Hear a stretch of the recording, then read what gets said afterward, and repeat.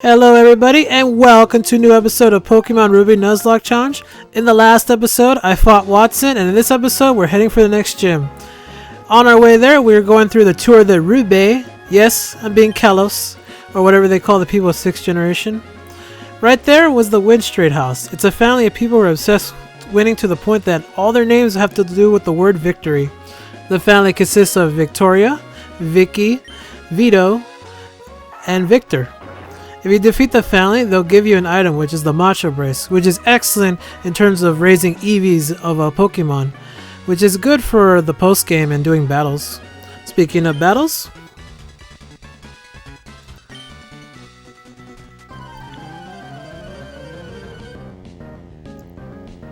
here we have is an optional battle with Hoenn's #1 news team, Gabby and Ty. Despite being a random NPC, these two play a prominent role in the tale of Hoenn. Gabby and Ty were involved in a news report that involved an attack on Devon Stone, where the two reported that some people in pirate clothing were the culprits. Instead, the president of the news station downplayed it as an act by Pokemon.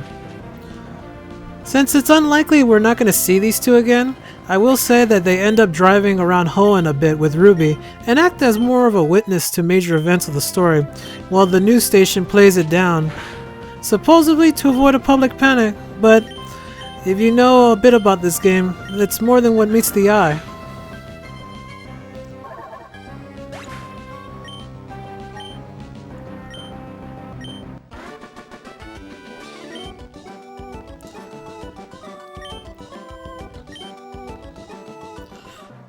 After the fight, these people will ask you for a few words that will appear on TV in Hoenn, but I don't talk to news people, to be honest.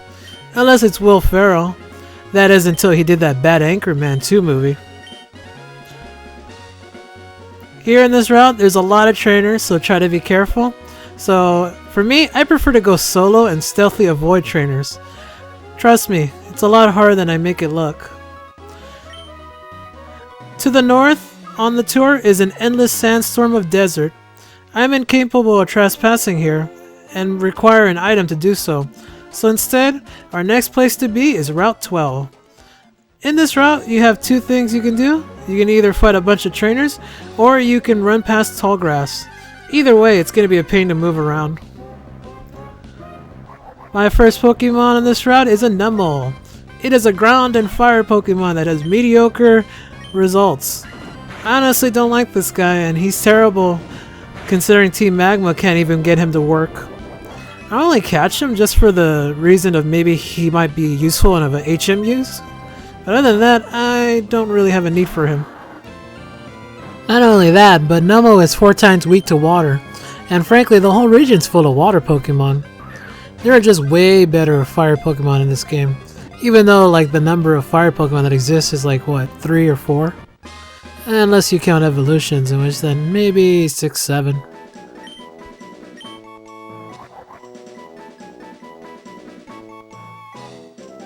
Even the Pokédex agrees with me, it's saying he's dull-witted. Alright, according to the rules, I gotta call him, and I'm not being creative since I'm not gonna even use him. Fiery. Alright, it's just a straight shot, and this is why you don't run in Hoenn. I try to take the grass route and I get this. At least her Pokemon aren't pushovers. Our next stop in the tour is an active volcano. To the north is an access mount to Mount Chitney. But right now it is being blocked by 2 cosplayers who will not move.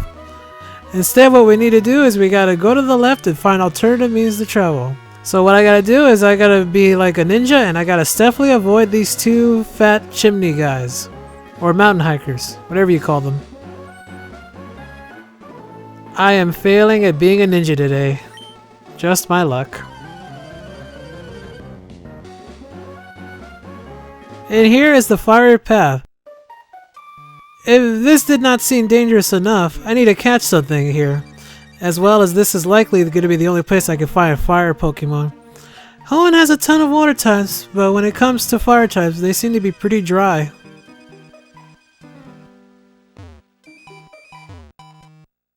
Our first Pokemon here is a Torkoal. Torkoal is actually a pretty good defensive Pokemon. Well, it has the smokescreen ability, which makes it immune to status reductions. Another handy thing about Torkoal is that he also learns the move Curse, which is different depending on which Pokemon uses it. A Ghost Pokemon will lose half health and cause a Curse infliction that makes a Pokemon lose 1/4 of their health. Or for any other Pokemon in this case, it ends up increasing their attack and defense but reducing their speed, which is actually pretty good for Torkoal in itself. The move Curse is actually one of the few moves that's under the question mark type move, since in this generation they didn't really know how to classify a Pokemon move that they couldn't be sure to use with. As according to the rules, I gotta give it a name. I'm gonna call it Hel, but with one L, not two, as in the daughter of Loki in Norse mythology. Now that we're out of the cave, we are in Route 112 and immediately we'll be in Route 111. This route is pretty messed up in terms of where you are. It's very easy to lose track of what Pokemon you've caught on which route.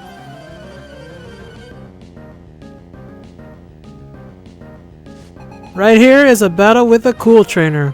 Usually I would skip it, but it is worth noting that unlike most random trainers you fight in Pokemon, cool trainers actually have diverse teams and make a decent move pools as well.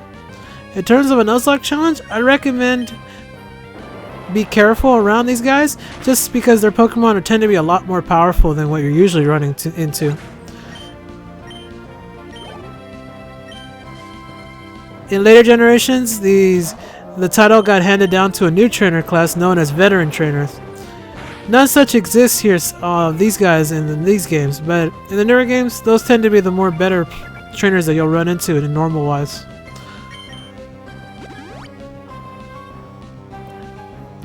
It's kind of funny now that I think about it, since the creator of Pokemon actually has a veteran trainer class in 5th generation. So I guess he kind of had a bit of an influence into why they even made such a trainer class in the newer games.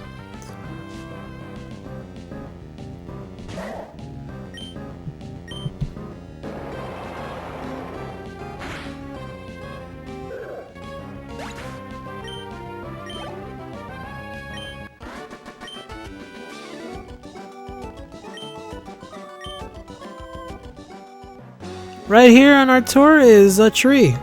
Unlike the hundreds of trees that you've seen, this one has an interesting purpose. Talking to this young chap will get you a TM for secret power.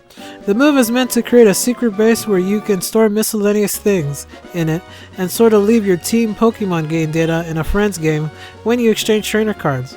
It serves no purpose now, but it's an interesting thing that you could have done back then. You can make base in trees and in mountainsides. I know I once exchanged cards with someone, and the jerk put the base in a place requiring the move cut, making me have a Pokemon just so I can access it. Even more annoying is that his trainer had a team of legendary Pokemon of level 70. Man, was he a jerk. You can only battle your friend's ghost data once a day, but it was an efficient way to gain experience fast. Unlike now in 6th generation where you get the experience share that helps level Pokemon fast. Right here we have is another trainer battle with another cool trainer. And look at here, she's using a Wingo. Actually, it reminds me, I haven't been using my Postman at all for very much. I gotta remember to level him up a bit, because I do have plans for him in a future fight. Let's just say he learns a move that'll be instrumental to my victory against my neglectful father, Norman. Well, not my father, but Ruby's father, but you get the point. And our next Pokemon is Numel. Oh god, I'm just getting tired of running to these guys. They're not even worth it. 2 hits and it's done.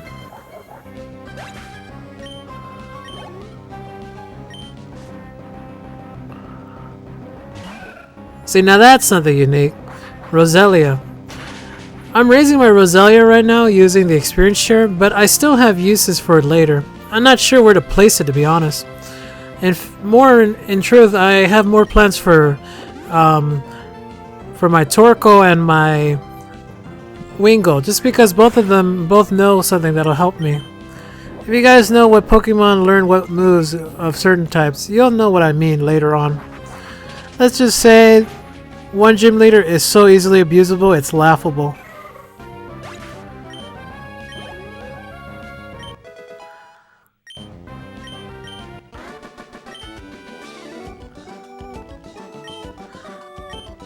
And there you go.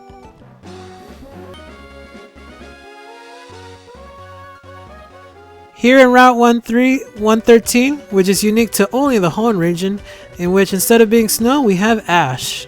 Why do we have ash? Well, because we're near a volcano, and because Ash Ketchum is a horrible trainer in itself. Our first Pokemon here in this route is Spinda. This guy is a bad Pokemon. That's it. It has bad stats, bad moves in general. I think this guy is more interesting as a factoid than anything else.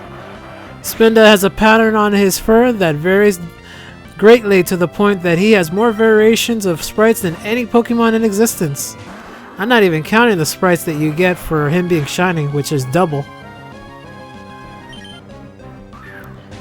I suppose the only niche to him is that he knows Uproar, but other than that, I would recommend not using him. They even gave him a crazy ability in 5th generation.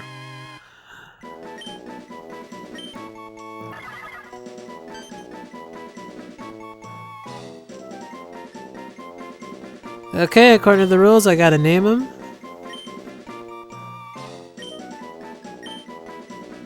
I'm just gonna end up calling him Box, just because this will ultimately be his fate. Sorry guy, but you ain't useful. While on this route, there's a few interesting things to note, is that despite being just a bunch of Spindas here, you'll find piles of ash. I will say this now, that when you see piles of ash, do not check them. You will find trainers that run coughings that will use self-destruct. So if you're a madman and tempt fate, go ahead, but for Nuzlocke runners, please don't. In this house is the Suit House. I think I'm saying that right. Essentially, this guy will give you a miscellaneous item for collecting ash in this route by running through the grass. The items you get are flutes that heal status afflictions and reduce enemy encounters. It is a real waste of time since you can just buy items that simulate their effects, and in my opinion, not worth the time. Okay, now that we've cleared everything here, we have made it to Fall Arbor Town. Well, with that, next time in Pokemon Ruby Nuzlocke Challenge, we will blaze the fire gym or maybe look into what's happening in this town. We'll see. Until then, see you later. Bye-bye.